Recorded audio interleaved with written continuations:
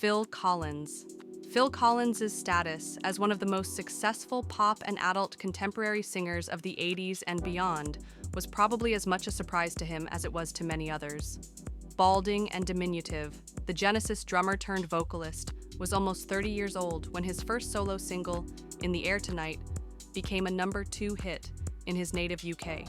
The song was a top 20 hit in the US. Between 1984 and 1990, Collins had a string of 13 straight US top 10 hits.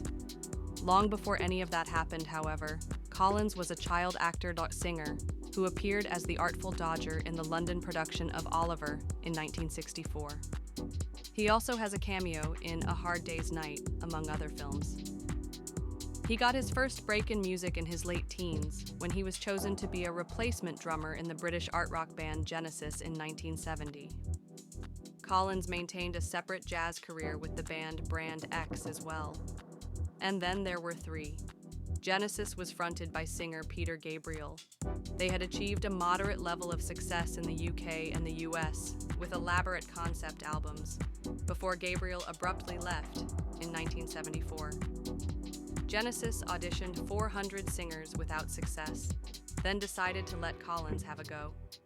The result was a gradual simplifying of Genesis' sound and an increasing focus on Collins' expressive, throaty voice.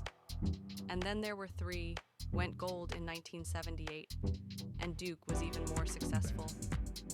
Face Value Collins made his debut solo album, Face Value, in 1981, which turned out to be a bigger hit than any Genesis album. It concentrated on Collins' voice, often in stark, haunting contexts, such as the piano and drum dirge In the Air Tonight, which sounded like something from John Lennon's debut solo album, John Lennon Plastic Ono Band. We Can't Dance. During the 80s, Collins was enormously successful in balancing his continuing solo work with his membership in Genesis. In 1992, Genesis released We Can't Dance and began an extensive tour. Upon its completion, Collins released Both Sides in 1993, and the record became his first album not to produce a major hit single or go multi-platinum. In 1995, he announced that he was leaving Genesis permanently.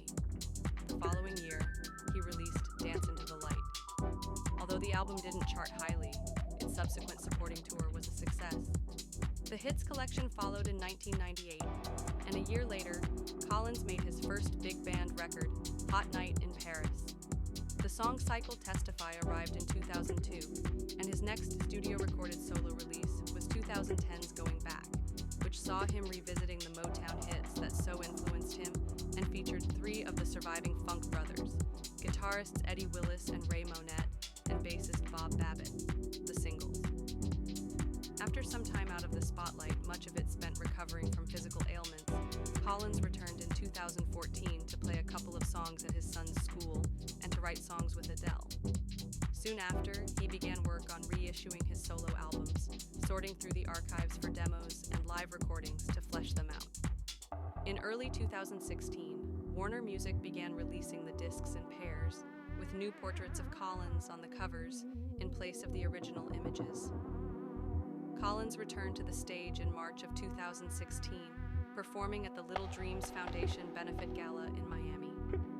He published his autobiography, Not Dead Yet, the memoir, in October of that year, and the double-disc compilation The Singles appeared during the same month. 2017 saw the release of Take a Look at Me Now, the complete studio collection, chronicling all of Collins' studio album work from 1981 to 2010. He followed that compilation with a similarly expansive collection in 2018, Plays Well with Others, featuring various collaborations that took place over his career. I wish I could just make it turn around and see me cry. There's so much I need to say to you, so many reasons why. You're the only one who really knew me at all. So take a look at me now.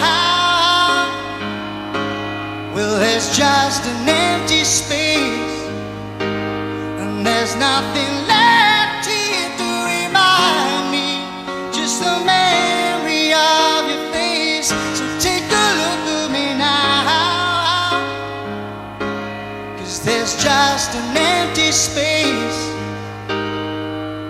to